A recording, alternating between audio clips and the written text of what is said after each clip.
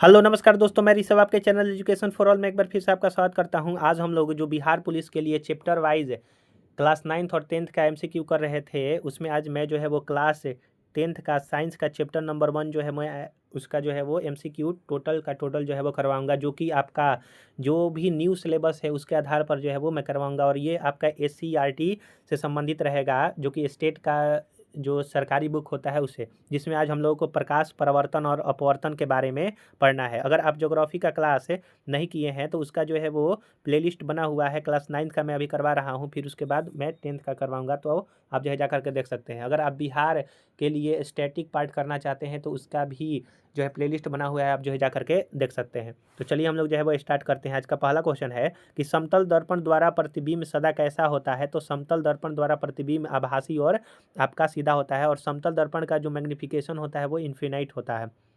समतल दर्पण में किस प्रकार का प्रतिबिंब बनता है। तो आभासी प्रतिबिंब जो है वो आपका बनता है और इमेज यानी कि ऑब्जेक्ट के साइज के बराबर ही बनेगा। प्रकाश की किरण के सरल रेखा गमन का अनुरूप क्या है। तो आपका ऑप्शन नंबर हो जाएगा सूर्य ग्रहण और आपका चंद्र ग्रहण दोनों, यानी कि ऑप्शन नंबर डी जो है वो सही आंसर हो जाएगा।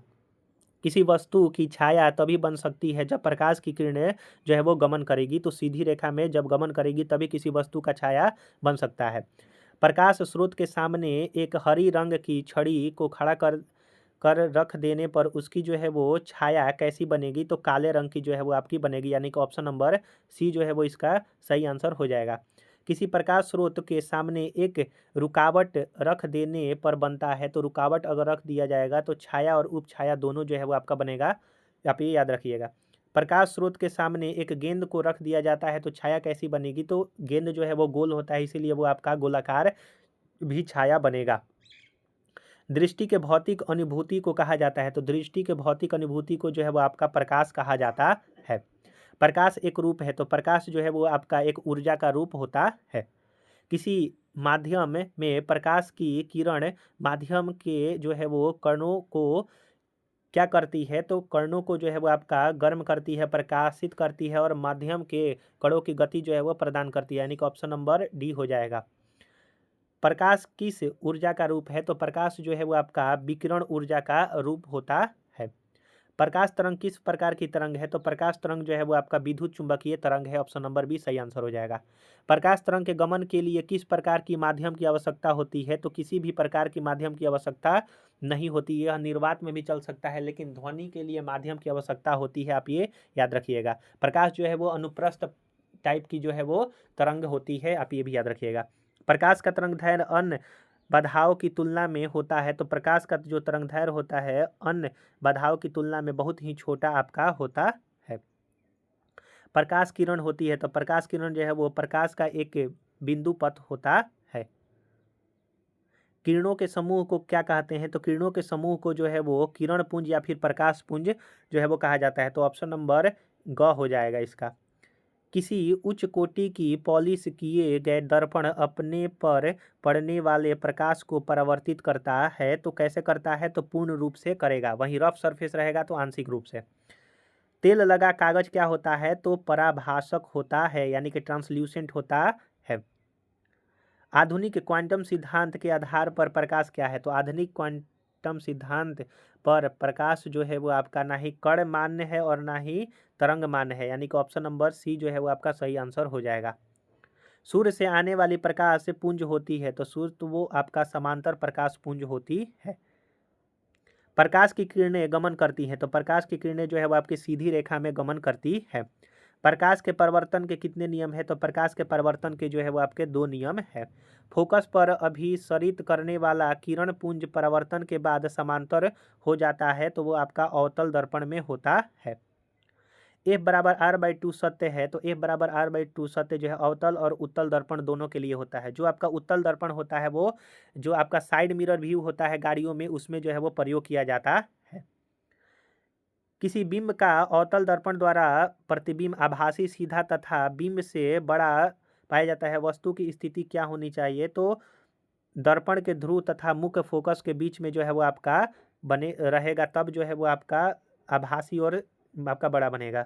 दर्पण की चौड़ाई दर्पण का कहा जाता है? तो दर्पण की जो चौड़ाई होती है, दर्पण का जो है वो आपका द्वारक कहा जाता है। अवतल दर्पण के प्रकरण में किसी वास्तविक और उल्टा प्रतिबिंब के लिए आवर्धन है तो वो आपका आवर्धन होता है निगेटिव। अगर उल्टा बनेगा तो वहीं सीधा बनेगा तो धनात्मक होगा। आप ये याद रखिएगा कि जो आपका अवतल दर्पण होता है उसका मैग्नीफिकेशन हर वक्त निगेटिव होता है, वहीं आपका जो उत्तल दर्पण होता है उसका मैग्नीफिकेशन हर वक्त पॉजिटिव होता है। अवतल दर्पण में आभासी और सीधा प्रतिबिंब का आवर्धन क्या है? तो अवतल दर्पण में अगर सीधा और आभासी बन रहा है यानी कि उसका जो आवर्धन है वो आपका धनात्मक कहलाएगा।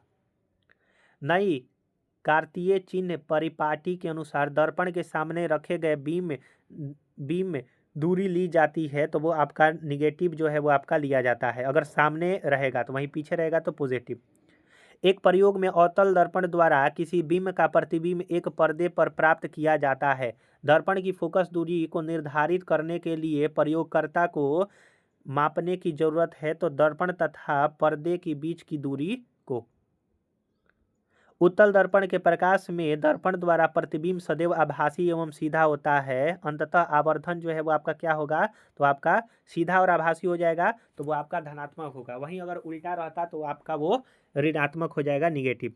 किस दर्पण का उपयोग सामान्यतः वाहनों के पक्ष दृश्य में किया जाता है? तो रियर व्यू इमेज के लिए जो है वो उत्तल दर्पण का प्रयोग जो है वो किया जाता है। वहीं आपका चिकित्सा हुआ, सेविंग के लिए जो आईना लगाया जाता है उसमें जो है अवतल दर्पण का प्रयोग किया जाता है। उत्तल दर्पण किस प्रकार का प्रतिबिंब बनाता है? तो उत्तल दर्पण जो है वो आपका आभासी प्रतिबिंब छोटा जो है वो और बनाता है। दाढ़ी बनाने के लिए उपयुक्त गोलीय दर्पण में सीधा प्रतिबिंब प्राप्त करने के लिए चेहरा रखना पड़ता है तो चेहरा जो है वो इनमें से कहीं भी जो है वो नहीं रखना पड़ेगा।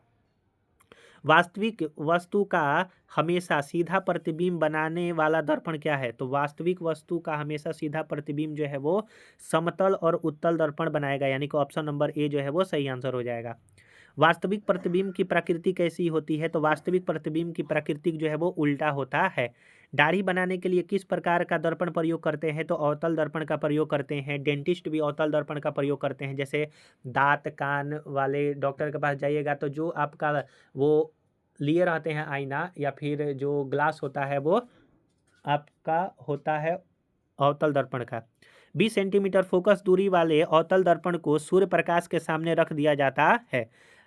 प्रधान अक्ष पर एक खास बिंदु पर कागज का कतरन जल उठता है। इस बिंदु की दूरी जो है वो दर्पण से कितना होगा? तो 20 सेंटीमीटर होगा।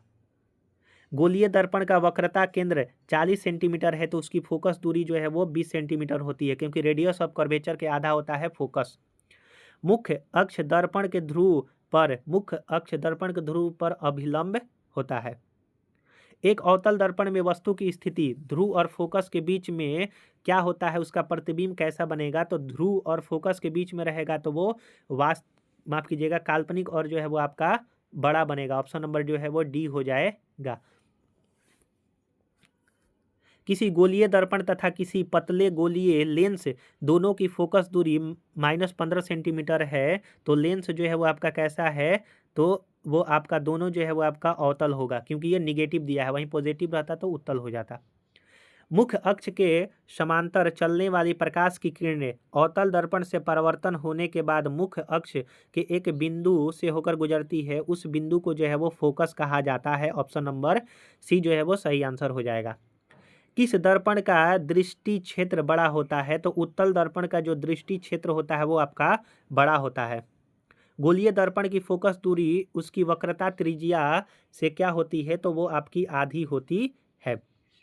जो फोकस दूरी होती है वो वक्रता त्रिज्या से आधी होती है। निम्न में से किस दर्पण की फोकस दूरी धनात्मक होती है? तो उत्तल दर्पण की फोकस दूरी जो है वो धनात्मक होती है। सोलर कुकर में प्रयोग किया जाता है तो अवतल दर्पण का सोलर कुकर में जो है वो प्रयोग किया जाता है।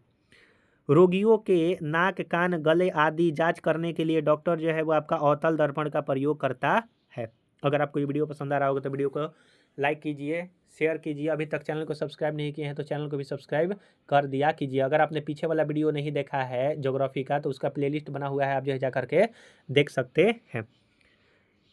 I बराबर R नहीं लागू होगा तो इनमें से ना ही समतल दर्पण, उत्तल और आपका अवतल किसी पर भी जो है वो आपका लागू नहीं होगा।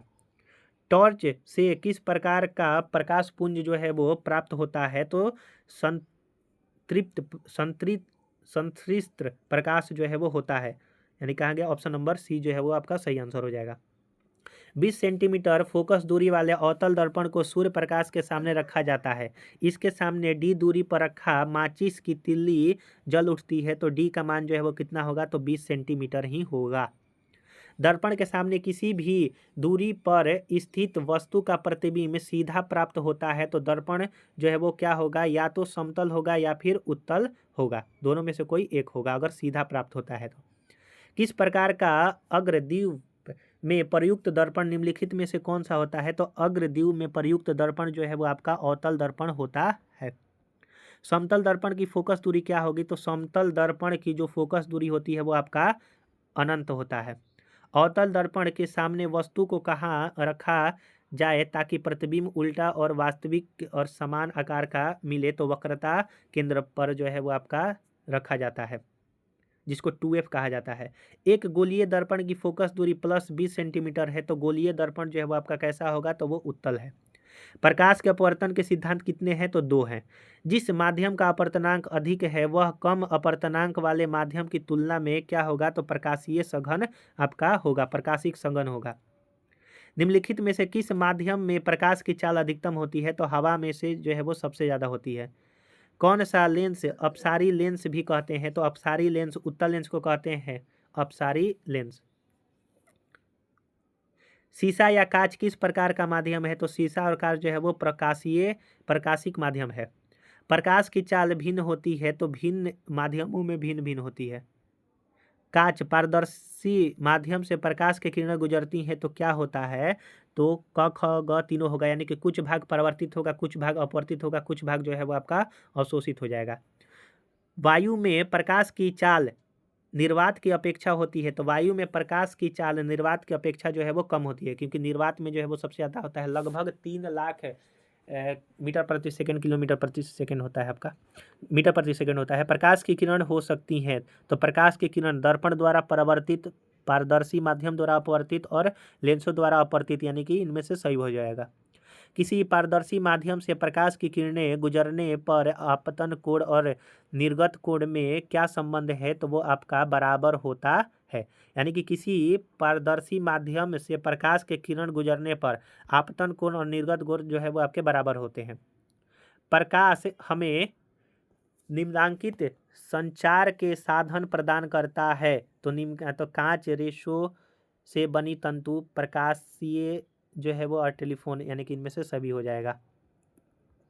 कांच के स्लैब से होकर गुजरने वाली किरण के लिए आपतित किरण और निर्गत कोण जो है एक दूसरे के समांतर होता है। कांच के स्लैब से होकर गुजरने वाले किरण के लिए जो आपतित किरण और जो निर्गत किरण होता है वो समांतर होता है।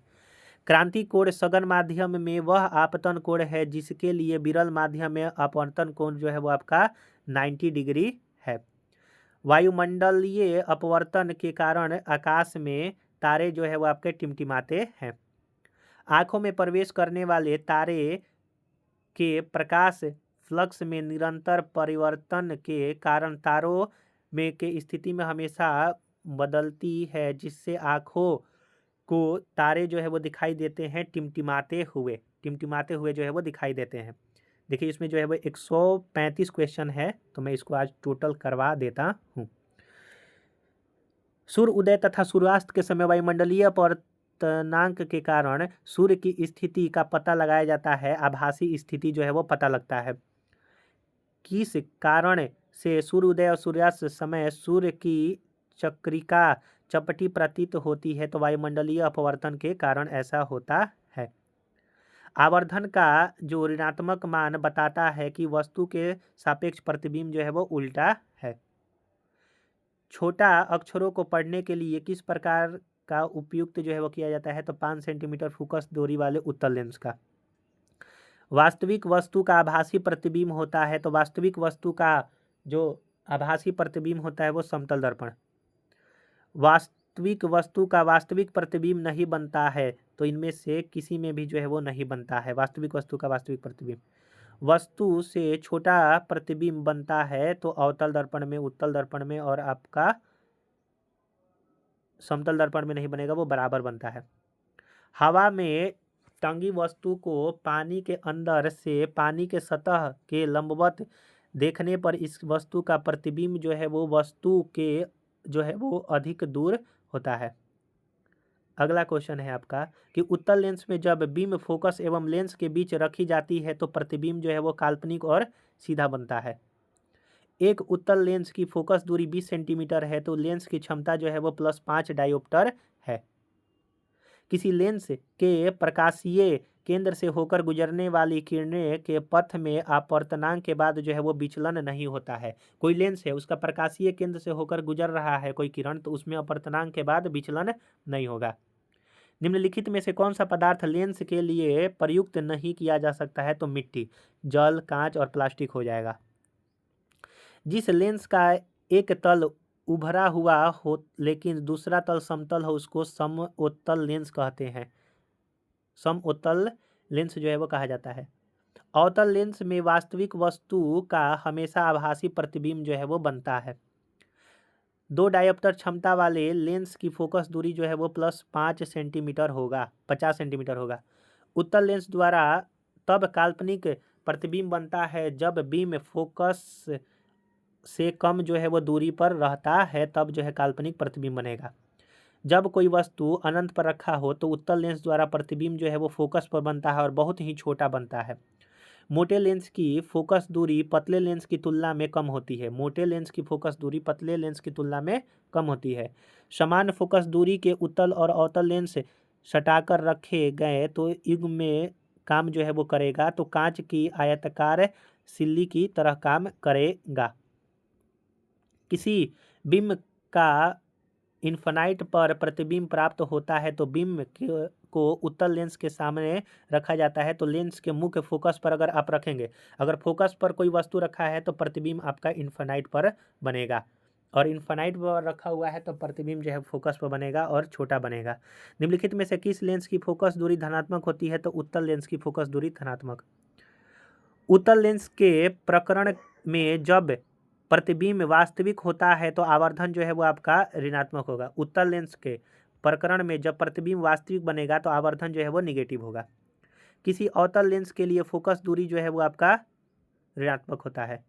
किसी लेंस द्वारा उत्पन्न आवर्धन का एसआई मात्रक क्या होगा? तो मात्रक विहीन होता है आवर्धन का।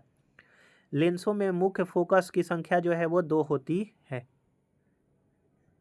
एक अवतल लेंस में से 10 सेंटीमीटर दूर वस्तु पर इसका आभासी सीधा प्रतिबिंब बनता है तो इसकी फोकस दूरी जो है वो आपका 15, 20, 12 सभी हो सकता है। किसी उत्तल लेंस के सामने 2f और अनंत के बीच कोई बीम रखा हुआ है तो उसका प्रतिबिंब जो है वो वास्तविक उल्टा और छोटा आपका बनेगा। कोई लेंस के संयोजन से बना एकल लेंस के उपयोग जो है वो आपका सूक्ष्मदर्शियों के लेंस में किया जाता है। किसी f फोकस दूरी वाले लेंस की क्षमता जो होता है वो 1/f होता है। डायोप्टर उस लेंस की क्षमता है जिसकी फोकस दूरी 1 मीटर है। डायोप्टर उस लेंस की क्षमता है जिसकी फोकस दूरी 1 मीटर है। द्विअवतल लेंस को कहा जाता है तो अपसारी लेंस। द्विअवतल लेंस को अपसारी लेंस। किसी लेंस में बाहर की ओर उभरे 2 गोलीय पृष्ठ को क्या कहते हैं? तो उत्तल लेंस कहा जाता है, और इसका फिगर जो है वो कुछ इस प्रकार बनता है। वहीं अवतल लेंस का फिगर जो है वो आपका ऐसे बनता है। उत्तल लेंस की क्षमता होती है तो उत्तल लेंस की क्षमता धनात्मक। एक लेंस की क्षमता -5 डायोप्टर है, इसकी फोकस दूरी -20 सेंटीमीटर होगा। प्रकाशीय माध्यम कितने प्रकार के होते हैं? तो प्रकाशीय माध्यम 2 प्रकार के होते हैं। निम्नलिखित में से प्रकाशीय माध्यम कौन है? तो शीशा प्रकाशीय माध्यम है। विरल माध्यम में प्रकाश की चाल सघन माध्यम के अपेक्षा जो है वो आपका अधिक होती है, सघन माध्यम में कम होती है। विरल माध्यम से सघन माध्यम में गमन करने वाले प्रकाश की किरण धीमी हो जाती है, अंततः इसका झुकाव अभिलंब की ओर हो जाता है। अगर विरल से सघन में जाएगा, वहीं सघन से विरल में आ जाएगा तो अभिलंब से आपका दूर भागेगा। जब प्रकाश की किरणें सघन माध्यम से विरल माध्यम में करती हैं तो इसकी चाल बढ़ जाती है, क्योंकि वह जो है अभिलंब से दूर जो है वो आपकी हट जाती है। माध्यम में बदलने से प्रकाश का वेग जो है वह आपका बदलता है। और बदलना कहलाता है अपवर्तनांक। इसका सिर्फ फ्रीक्वेंसी नहीं बदलता है, वेवलेंथ भी बदल जाएगा। पानी में प्रकाश का वेग c का और कांच में w होता है, तो यह जो है आपका c जो है वो वाटर का c कांच से जो है वो आपका ज़्यादा होगा। किसी माध्यम का अपवर्तनांक म्यू और इसके प्रकाश का वेग c है, तो इसके बीच में संबंध जो है वो uc बराबर स्थिरांक होगा। कांच की सिल्ली से पार करने वाले प्रकाश किरण पैदा होते हैं पार्श्व विस्थापन, यानी कि कह रहा है कि कांच की सिल्ली से पार करने वाली जो प्रकाश किरण होती है वो पैदा होती है पार्श्व विस्थापन। अगर आयु में प्रकाश का वेग c है, वायु में प्रकाश का वेग c है, माध्यम में प्रकाश का वेग v है, तो निरपेक्ष अपवर्तनांक nm का मान जो है वो c/v होगा। मिर्ग मिराज का कारण क्या है? तो आपका पूर्ण आंतरिक परावर्तन होना चाहिए। पहले अपवर्तन और बाद में पूर्ण, ये भी जो है वो आपका सही हो जाएगा। पहले अपवर्तन होगा, बाद में जो है वो टोटल इंटरनल रिफ्लेक्शन। ऐसे जो है वो आपका ऑप्शन में ये ऐसा जो है ऑप्शन नहीं देगा, ऐसे जो है वो पूर्ण आंतरिक परावर्तन ही होता है। पानी से भरी बाल्टी की गहराई कम दिखाई देती है अपवर्तन के कारण, यानी कि रिफ्रैक्शन के कारण, या फिर उठा हुआ दिखाई देता है कोई उसमें चीज़ है तो। क्रांति कोण जो है वो सघन माध्यम में आपतन कोण, यानी कि क्रांति कोण है तो सघन माध्यम में आपतन कोण। पानी में डाली हुई छड़ी टेढ़ी दिखाई देती है अपवर्तन के कारण, सिक्का जो है वो उठा हुआ दिखाई देगा अपवर्तन के कारण। निर्गत किरण एवं अभिलंब के बीच का कोण, निर्गत किरण और अभिलंब के बीच का कोण को जो है वो निर्गत कोण कहते हैं। किसी माध्यम में अपवर्तनांक का मान sin i/sin r होता है, इसी को स्नेल्स लॉ कहते हैं। सिनेमा के पर्दे पर किस प्रकार का प्रतिबिंब बनता है? तो सिनेमा के पर्दे पर वास्तविक प्रतिबिंब जो है वो आपका बनता है। प्रतिबिंब की ऊंचाई और वस्तु की ऊंचाई का अनुपात जो है वो आवर्धन मैग्निफिकेशन कहलाता है। आपतन कोण I और परावर्तन कोण R है, तो इनके बीच में I बराबर R होता है। यह जो है आपका परिवर्तन के नियम कहलाते हैं। मान लिया कि माध्यम 1 में प्रकाश का वेग v1 है और माध्यम 2 में प्रकाश का वेग v2 है, तो n2 का मान जो है वो कितना होगा? तो n v1 में n v2।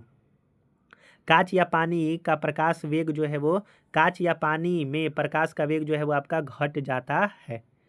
अल्कोहल का अपवर्तनांक 1.36 होता है, वहीं आपका डायमंड का 2.42 होता है। फोकस पर अभिसरित कन्वर्ज करने वाला किरण पुंज अपवर्तन के बाद समांतर किरण पुंज में बदल जाता है, उत्तल लेंस में ऐसा होता है। आवर्धन m का ऋणात्मक मान जो है वो वस्तु के सापेक्ष प्रतिबिंब अगर उल्टा बनेगा तो होता है। लेंस के सूत्र जो है वो क्या होता है? तो P बराबर 1/f बराबर होता है 1/v - 1/u होता है। वहीं आपका अगर कांच का कहेगा तो बीच में सिर्फ प्लस लग जाएगा। निम्नलिखित में से किसका अपवर्तनांक सबसे अधिक है? तो हीरा का सबसे अधिक है 2.42। निम्नलिखित में से किस लेंस की अभिसारी लेंस कहते हैं? तो उत्तल लेंस को अभिसारी कहते हैं। निम्नलिखित में से कौन सा लेंस का आवर्धन m जो है वो होता है? तो v/u।